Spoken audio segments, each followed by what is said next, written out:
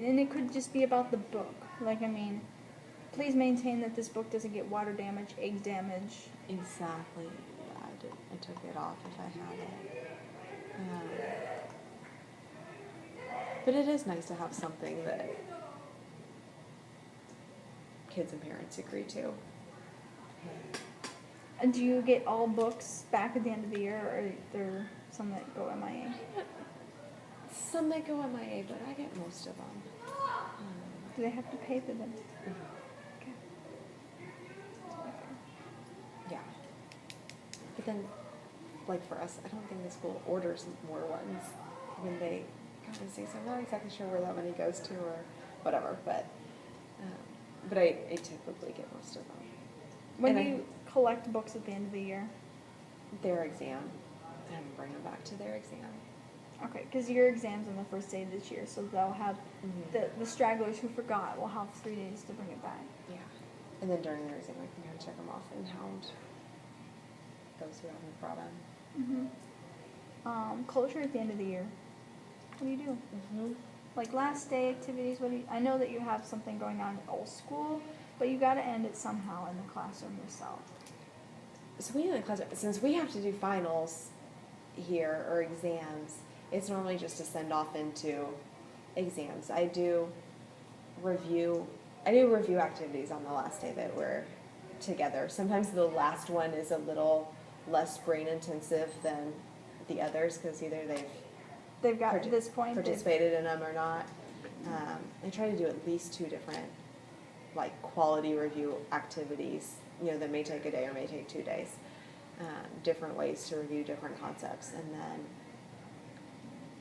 sometimes if there's like 1 extra day left over, we'll do something that's a little less mind involving. But I normally am reviewing that last day and just thank them for a good day or a good year. You'll do great on your test. I know you will.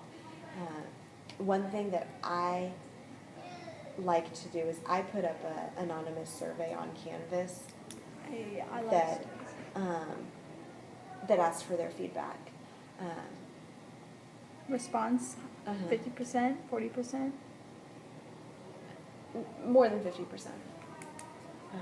And their feedback is good. Like when you ask for the feedback, look at it because it really is good.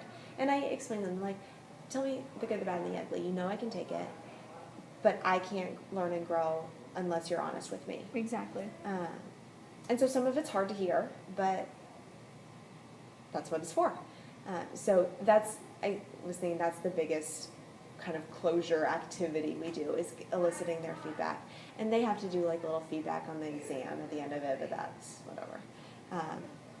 They'll come, like we have it worked to where, we'll have obviously all middle school activities after exams, and then they'll rotate through, the last day of school, they'll rotate through each of their classes to get their exams and to hear, from the teacher and kind of reflect on those. So.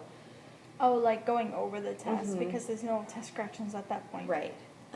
So the last semester, I did it real reflective as to like what concepts you still need to be working on that day at the end. But last year, I don't think we had it at the end of the year. No, we did. And I did something good.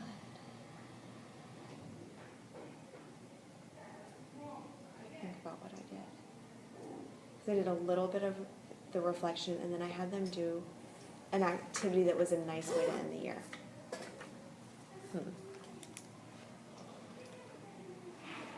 For the kids that actually showed up. Oh, of course, yeah. I was one of the students that actually went.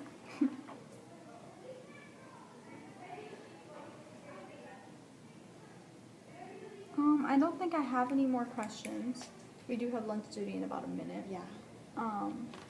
Here we go. Okay, so I did this areas. We had 40 minutes.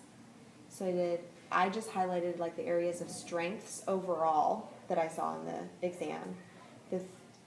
I chose the 3 weakest problems, and we did those together with the kids having them in front of them.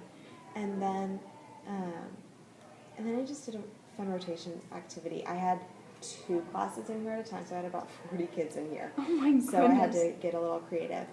But I told them they had to get in, each time I played music, and each time the music ended, they had to get in a different group, and I would tell them how many kids. So get in a group of 4 and say the 4 steps to solve an equation.